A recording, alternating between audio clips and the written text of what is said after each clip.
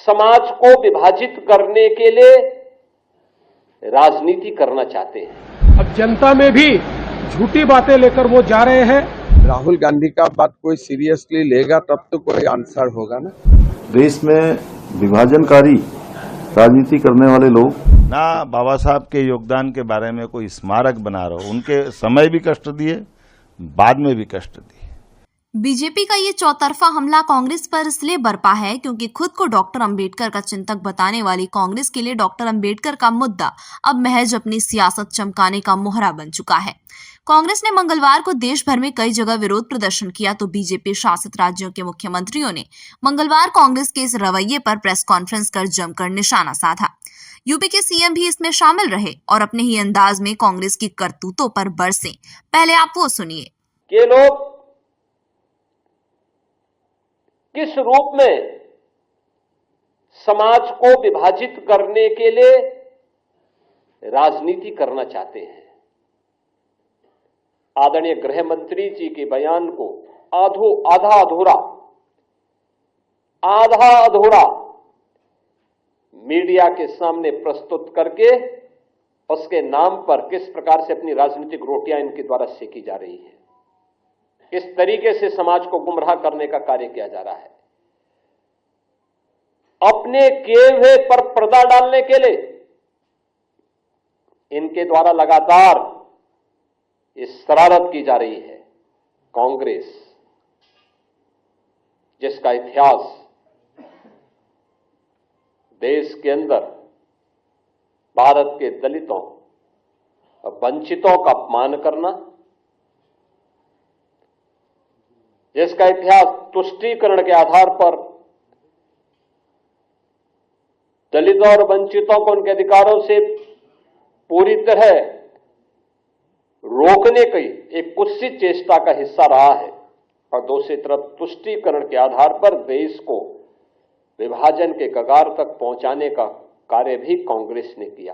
दरअसल कांग्रेस डॉक्टर अंबेडकर के मुद्दे को भुनाकर दलित वोट बैंक को साधने की कवायद में जुटी हुई है और इसलिए देश भर में कांग्रेस 17 दिसंबर को राज्यसभा में दिए गए गृह मंत्री अमित शाह के बयान को निशाना बना रही है। बीजेपी का आरोप है कि कांग्रेस इसे पूरे अधूरे तरीके से पेश कर रही है, लेकिन कांग्रेस ये मानने को तैयार नहीं है। लिहाजा बीजेपी शासित दूसरे राज्यों के मुख्यमंत्रियों ने भी कांग्रेस की सियासत पर प्रहार किया है। परिस्थिति ऐसी है कि संसद में भाषण के दरमियान आदरणीय प्रधानमंत्री मोदी जी ने जिस प्रकार से कांग्रेस को एक्सपोज किया, कैसे कांग्रेस ने और नेहरू जी, इंदिरा जी, राजीव जी से लेकर सोनिया जी तक, राहुल जी तक, कैसे लगातार कांग्रेस पार्टी ने और उसके नेताओं ने संविधान का अपमान किया, आरक्षण को नकारा, ये सारे एविडेंसेस उन्होंने देने के बाद एक प्रकार से कांग्रेस बौखलाई और बौखलाहट में इस प्रकार का काम कांग्रेस कर रही है। आप उनको अपने कदम कदम पर दुख देते रहिए। आपने जिनने संविधान की अनुपम देन हमको दी, उनको चुनाव जीतने नहीं दे रहे हो। उपचुनाव में लड़े तो उपचुनाव में हराने जा रहे हो। उपचुनाव हो या मुख्य चुनाव हो, एक बार जो उनके सामने जीता उसको पद्म विभूषण दे रहे हो, खुद भारत रत्न ले रहे हो, अपनी परिवार में भी आगे वही परंपरा कायम रख रहे हो। ना बाबा साहब के योगदान के बारे में कोई स्मारक बना रहे हो, उनके समय भी कष्ट दिए, बाद में भी कष्ट दिए। कांग्रेस ने बाबा साहब के त्यागपत्र को जनता के बीच में भी नहीं आने दिया, क्योंकि इससे पंडित नेहरू जो उनकी सच्चाई थी वो उजागर हो जाती। क्योंकि पंडित नेहरू ये नहीं चाहते थे कि कोई भी उनसे ज्यादा योग्य व्यक्ति संसद में बोले, जनता के सामने आए। कांग्रेस पार्टी ने जो बाबा साहब की स्मृतियों को भी जो सजोने की कभी अनुमति नहीं दी, उनके जन्म स्थान पर स्मृति मंदिर तक नहीं बनने दिया। बीजेपी की तरफ से कांग्रेस पर किया जा रहा ये हमला इसलिए भी है क्योंकि इससे पहले लोकसभा के चुनाव में भी कांग्रेस ने ऐसे ही संविधान को बदलने की झूठी बयानबाजी की और नतीजा ये हुआ कि कांग्रेस लोकसभा में इस बार डबल डिजिट पर पहुंच सकी। एक बार आप पहले ये गणित भी समझिए, तब आपको कांग्रेस की सियासत भी समझ में आएगी। लोकसभा में 543 सीटें हैं, जिसमें से 84 सीटें एससी आरक्षित हैं।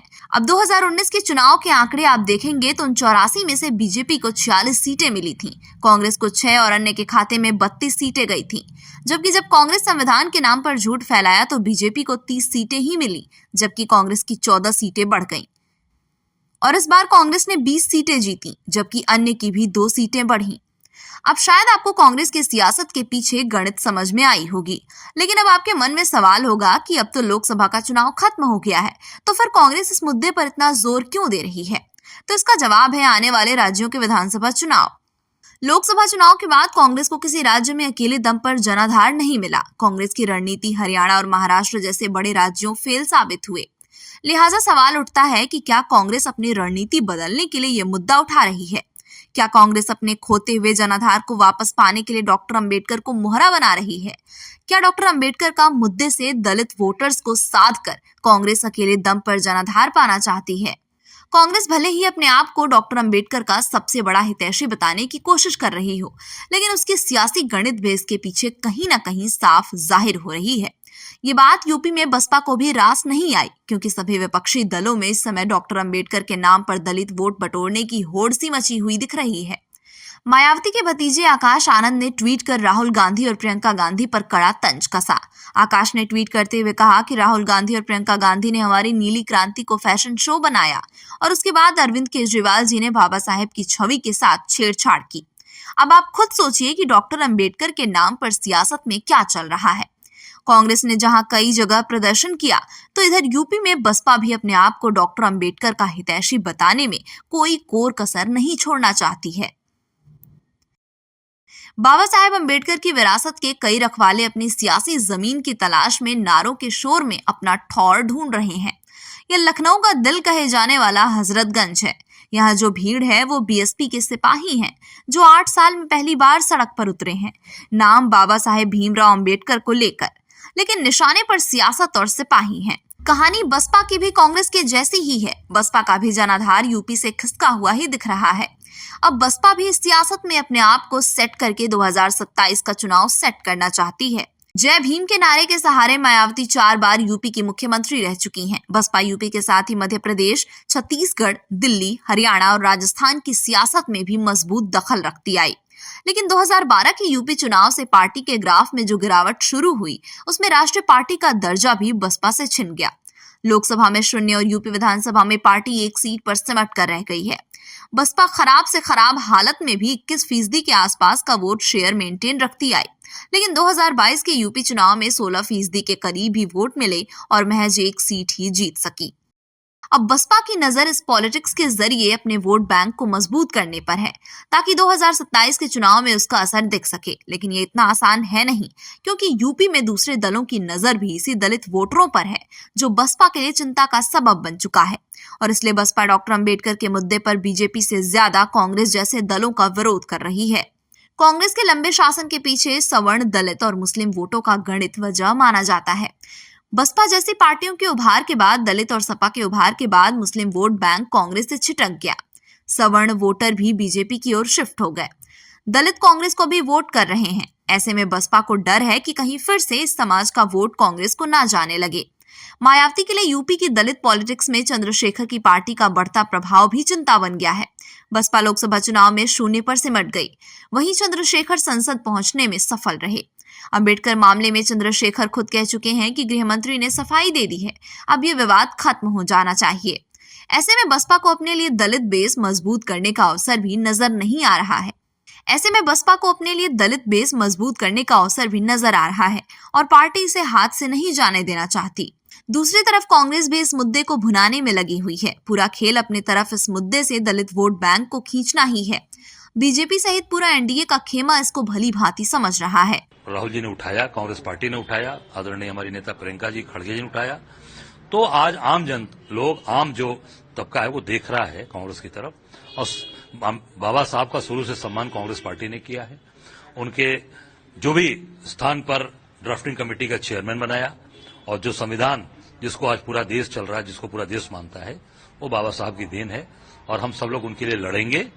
हम पूरी ताकत के साथ उनके बनाए हुए संविधान है उनका जो सम्मान है उसके लिए कांग्रेस पार्टी पूरी ताकत के साथ खड़ी है। चाहे अमित शाह हो, चाहे मोदी हो, चाहे मोहन भागवत हो, जो भी होंगे, कहीं पर भी आंच नहीं आने देंगे अम्बेडकर साहब के और उनके संविधान पर। ये कांग्रेस सब दिन तो बाबा साहब डॉक्टर अम्बेडकर का विरोध किया।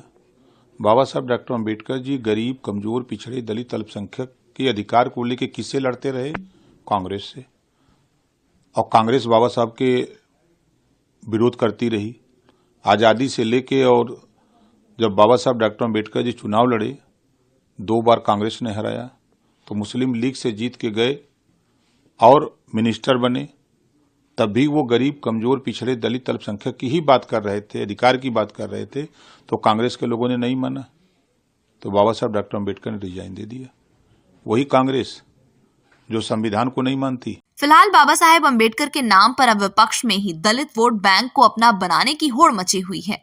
विपक्ष के सभी दल डॉक्टर अम्बेडकर को अपना हितैषी बताने में कोई भी कोर कसर नहीं छोड़ रहे हैं।